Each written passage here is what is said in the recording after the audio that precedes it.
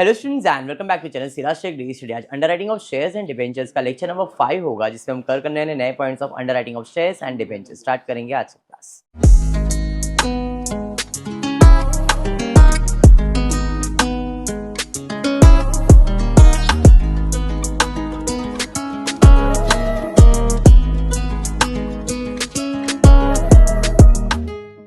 Previous class में हमने underwriting का सम सॉल्व किया था, जिसमें फॉर्म अंडरराइटिंग के बारे में पढ़ा था और बेनिफिट गिवन के बारे में पढ़ा था।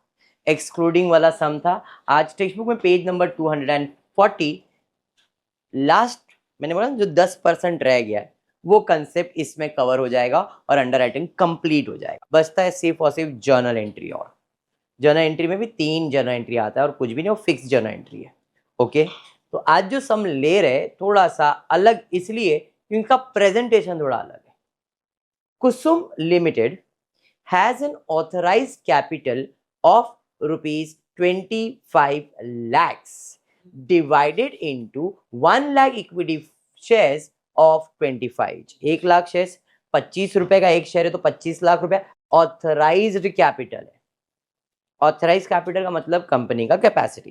क्या मुझे इतने शेयर्स बेचने ऐसा कहीं पे बोला है क्या? नहीं, ये मेरी कैपेसिटी है। आगे दिया है company issued for subscription 25,000 shares at a premium of 10 each. The entire issue was underwritten as follow। 1 lakh shares है ऑथराइज्ड में। एक शेयर का वैल्यू 25, तो 25 लाख ऑथराइज्ड है, लेकिन मैंने 1 लाख शेयर्स बेचने नहीं निकाला है। मैंने कितने शेयर्स बेचने निकाला है? 25,000 शेयर्स। ठीक है, और ये 25,000 शेयर्स किसने बांटने लिया है? अंडरराइटर ए, बी एंड सी। ए ने 15,000 शेयर्स लिया है, बी ने 7.5 लिया है और सी ने 2,500। फर्क क्या है मालूम है? अब तक जब भी अंडरराइटर शेयर्स लेते थे ना, तो उसके अंदर फर्म अंडरराइटिंग इंक्लूड नहीं होता था। इस क्वेश्चन में अगर आप ध्यान से देखोगे तो उनकी जो ग्रॉस लायबिलिटीज है, उस ग्रॉस लायबिलिटी में ब्रैकेट में दिया है फर्म अंडरराइटिंग कितना है? 2,500। 7.5 में फर्म अंडरराइटिंग कितना है? 1,000। फर्म अंडरराइटिंग बचिए तो तुमको ग्रॉस लायबिलिटी, उसके अंदर फर्म अंडरराइटिंग कितना है? 500। तो ये क्वेश्चन को अलग करता है। अब तक जितने भी सम्स आते थे ग्रॉस लायबिलिटी अलग होता था, फिर अलग से उसका मार्क आता था, फिर फर्म अंडर, ऐसा प्रेजेंटेशन होता था। बट इधर जो उसकी ग्रॉस लायबिलिटीज है उसी के अंदर firm underwriting 1 2 3 A B C का दिया हुआ है। That make question different. समझा ये बात?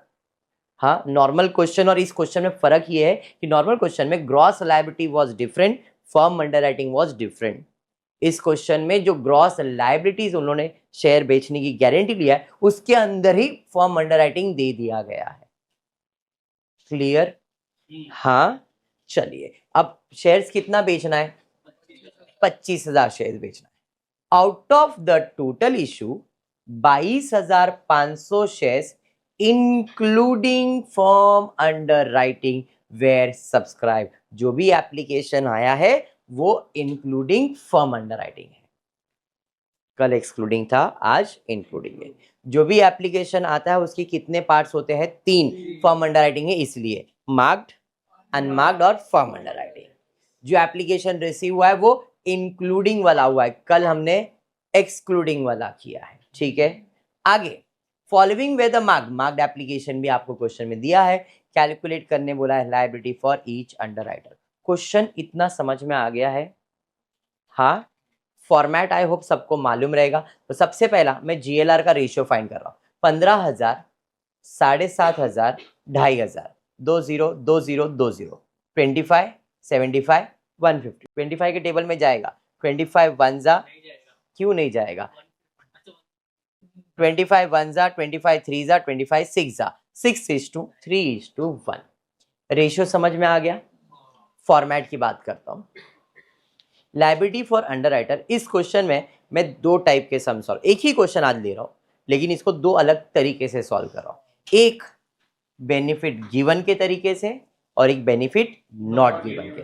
क्वेश्चन में कुछ बोला नहीं, क्वेश्चन में यहाँ पे कहीं पे बोला है बेनिफिट गिवन नॉट गिवन नहीं। मैं ये सम को 2 तरीके से सॉल्व करके बता रहा हूँ। सर हमको क्या करने का है, लेना है नहीं लेना, ये भी डाउट क्लियर कर दूंगा मैं। ठीक है। फॉर्मेट की बात करोगे, gross liability less marked application तो बैलेंस, माइनस अनमार्क्ड तो बैलेंस आता है।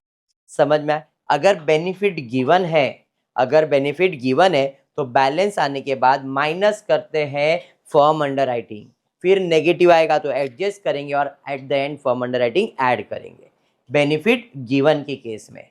अगर नॉट गिवन का केस है, gross liability minus marked application balance, minus unmarked application balance, और नेगेटिव आएगा तो तब फर्म अंडर राइटिंग माइनस नहीं करते। नॉट गिवन के केस में अलग से फर्म अंडर राइटिंग माइनस नहीं करते हैं।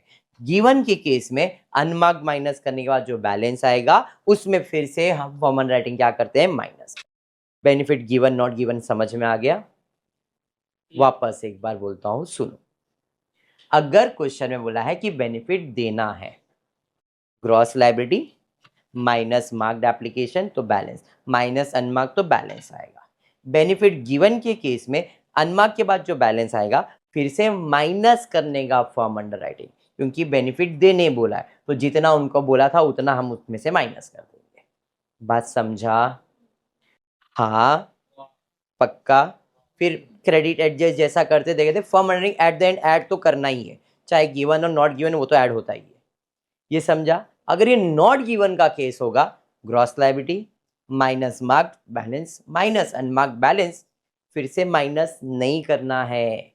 क्या माइनस नहीं करना है?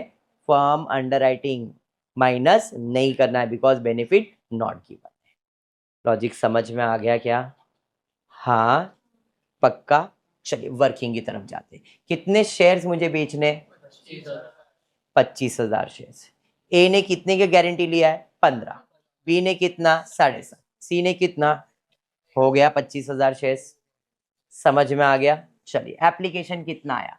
कंपनी की कैपेसिटी है 25,000, एप्लीकेशन रिसीव्ड है वो भी इंक्लूडिंग,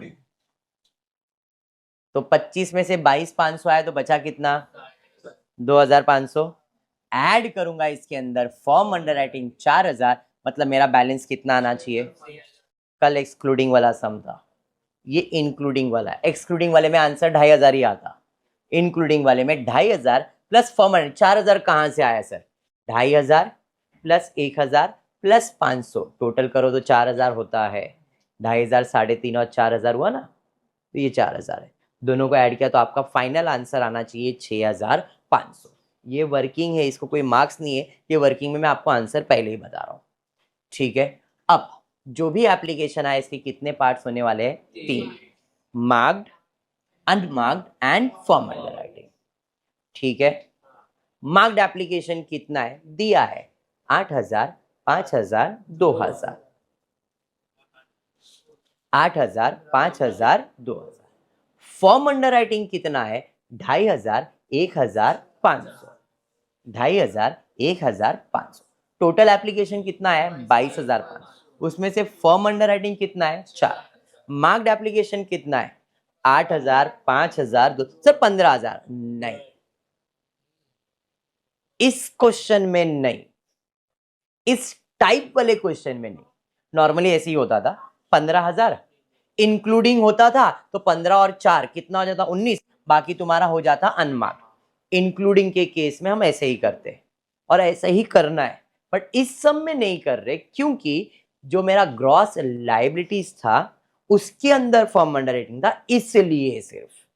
तो अब हम क्या करेंगे, जो भी 8,000 था उसमें फॉर्म अंडर राइटिंग इसका कितना था? 2,500 माइनस करेंगे तो एक्चुअल मार्क्ड एप्लीकेशन कितना है? 5,500। डिफरेंस समझ में आया? अगर ये फॉर्म अंडर राइटिंग अलग से दिया रहता तो ये यहाँ पे 15,000 सॉरी कितना, ये 15,000 ये आता, 4,000 ये आता, बैलेंस अनमार्क्ड में चले जाता बेसिक वाले सम में। बट इस क्वेश्चन में हमने इधर क्यों माइनस किया? फर्क समझ में आया? 5,000 में कितना माइनस करेंगे? 1,000। 2,000 में कितना माइनस किया? 500। मतलब ये हो गया 11,000 मार्क्ड। पहले आ रहा था 15, अब आएगा 11, क्योंकि 15 में से 4 तो तुम्हारा फॉर्म अंडर राइटिंग है। तो मार्क्ड एप्लीकेशन कितना है? 11 इंक्लूडिंग है, तो 11 प्लस 4 15। 22,500 में से 15,000 का हिसाब तो मिल गया, तो बचा कितना? ये तुम्हारा क्या है? अनमार्क्ड। समझ में आया यहां तक? बेनिफिट देना है कि नहीं देना है? सर बेनिफिट गिवन वाला केस है, तो 4000 को तो बेनिफिट दे दिया, इसको कौन से रेशियो में बांटेंगे? जीएलआर क्या है आपका? तो 6:3:1 में हमने बांट दिया। वर्किंग समझा? बस अभी खाली प्रेजेंटेशन देना है, वर्किंग समझना है खाली अमाउंट का, बाकी इधर तो सेम चीज रहता है। क्लियर? चलिए, मार्क्ड एप्लीकेशन कितना? फर्क समझ में आ गया? सर 8000 नहीं, 8000 के अंदर इंक्लूडेड होती ये आपका मार्क्ड एप्लीकेशन। डिफरेंस क्लियर हो गया? 5500, 4000, 1500, टोटल आएगा 11000। फिर इस फर्क समझ में आ रहा है क्या? चलिए बैलेंस निकालेंगे, इधर आ जाएगा 9500, 3500, 1000, टोटल 14000। ऐड करके देखो तो भी 14000। शीतल बराबर है, माइनस करेंगे अनमार्क्ड एप्लीकेशन 4500, 2250, 750, 750। तो अब महेश बाबू कितना आंसर आएगा? इधर 5000, इधर 1250, 250, टोटल 6500। बेनिफिट गिवन का केस है तो अलग से फॉर्म अंडर राइटिंग हम माइनस करते। कितना? 2500, 1000, 500, टोटल 4000। समझा? बेनिफिट गिवन है, नॉट गिवन के केस में ये माइनस नहीं होता है। माइनस करेंगे तो इधर आएगा 2500, 250 माइनस 250, 2500। समझ में आया? अब क्योंकि ये माइनस आया तो अपने को क्या करना है, इन दोनों में एडजस्ट करना है। क्या रेशियो में एडजस्ट होगा? 6:3 में। तो क्रेडिट एडजस्टेड 6:3 में।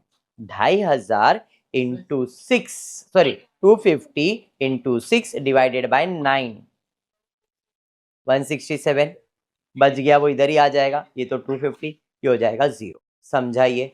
माइनस करेंगे तो आपके पास बैलेंस आ गया। खत्म? 2500 आया, लेकिन आंसर तो 6.5 आना चाहिए। लास्ट होने के बाद अपन क्या करते हैं? ऐड करते हैं फॉर्म अंडर राइटिंग। कितना? 2500, 1000, 500, टोटल 4000 ऐड हो जाएगा। इधर होएगा 48, 16, 500, 6500। सम समझ में आ गया? इस क्वेश्चन में बेनिफिट गिवन ऐसा कोई वर्ड यूज किया था? मैंने इस सम को सॉल्व किया है बेनिफिट गिवन के केस में। समझ में आया? इंक्लूडिंग बोला है, ये इधर क्यों माइनस किया वो मैंने आपको एक्सप्लेन किया। समझाइए? सेम क्वेश्चन ले रहा हूं वापस से, ये अभी हमने ऐसे सॉल्व किया था बेनिफिट गिवन वाला केस। अब बेनिफिट नॉट गिवन वाले केस में वर्किंग में चेंज क्या आएगा? देखो यहां तक तो सेम ही था, अब क्योंकि बेनिफिट नॉट गिवन है तो 4000 फर्म अंडर राइटिंग था, 7500 अनमार्क था। हम इन दोनों को क्या करेंगे? ऐड करेंगे। कितना हो गया? 11500। इसको कौन से रेशियो में बांटेंगे? GLR। इसे कहते हैं बेनिफिट नॉट गिवन। ये बेनिफिट गिवन का केस। बाकी पूरा वर्किंग जैसा बनाया था। ग्रॉस लायबिलिटी में मार्क्ड एप्लीकेशन माइनस करेंगे तो बैलेंस, माइनस करेंगे अनमार्क। यहाँ पे अनमार्क कितना माइनस किया था? 7500, बट यहाँ पे अनमार्क्ड नहीं, 11500 माइनस। इसे कहते हैं benefit not given. Logic clear है? पक्का? हाँ, यहाँ पे आते हैं 6900, 3450, 1150, 11500 माइनस करेंगे, आपको आंसर आ रहा है नेगेटिव सी का आ रहा है। अब ये 150 कौन से रेशियो में बटेगा? 6:3 में। तो 150 इंटू 6 डिवाइडेड बाय 9, इसको 100 तो उसको 50, ये हो जाएगा 0, प्रॉब्लम नहीं है। ये भी 0, प्रॉब्लम नहीं है। 0 का कोई प्रॉब्लम नहीं, नेगेटिव आएगा तो एडजस्ट करना होता है। इसके बाद balance add form under writing 2500, 1000, 500। ये कहाँ से? ऑलरेडी आपको क्वेश्चन में दिया हुआ है। ऐड करेंगे 4000 तो आपको बैलेंस आ जाएगा 6500। इसे कहते हैं बेनिफिट गिवन का केस, इसे कहते हैं बेनिफिट नॉट गिवन। बेनिफिट का काम क्या है? जो फॉर्म अंडर राइटिंग जितना बोला है उतना दे दो, या तो फिर नॉट गिवन के केस में अनमार्क में ट्रीट करो। और जो एप्लीकेशन आया वो देखना इंक्लूडिंग है या एक्सक्लूडिंग है। टाइप ऑफ अंडर राइटिंग क्या है? समझ में आ गया? टोटल एक था बेसिक, इतना कैपेसिटी इतना एप्लीकेशन, उसके 2 पार्ट बांटते, कैलकुलेशन करते हो, मार्क दिया रहता है, अनमार्क को GLR में बांट। एक सिंपल सा सम। सेकेंड सम जब मैंने आपको बताया था, जो एप्लीकेशन आता है वो या तो इंक्लूडिंग फॉर्म अंडर राइटिंग होगा या तो एक्सक्लूडिंग होगा। इंक्लूडिंग वाला है तो जो भी एप्लीकेशन आया हुआ है मार्क्ड अलग करने का, फॉर्म अंडर राइटिंग अलग करने का, बच गया वो अनमार्क्ड में देने का। ऐसा माइनस क्यों करवाया? बिकॉज ग्रॉस लायबिलिटीज में शेयर्स इंक्लूडेड है। अगर ये अलग से होता तो हम इधर माइनस नहीं करते, जितना बोला वो पूरा मार्क फॉर्म अंडर राइटिंग और बैलेंस अनमार्क्ड एप्लीकेशन में जाता है। टाइप क्लियर हो गया? अगर ये तीनों चीज आपके दिमाग में है तो आपका under writer 99% is completed, only 1% is left, journal entry. Concept बैठा दिमाग में अच्छे से? मैंने दोनों का वर्किंग आपके सामने रखा है, खाली इस केस में यहाँ पे ऐड करवाया है नॉट गिवन में, और उसके पहले वाले केस में ये अलग सॉल्व होता है, ये अलग सॉल्व होता है। Working clear? पक्का? तो आज के क्लास में मेरे हिसाब से इतना ही है। होपफुली वीडियो पसंद आया तो प्लीज़ वीडियो को लाइक कर देना, फ्रेंड्स ग्रुप में शेयर करना और चैनल को सब्सक्राइब करना। Thank you for watching the video.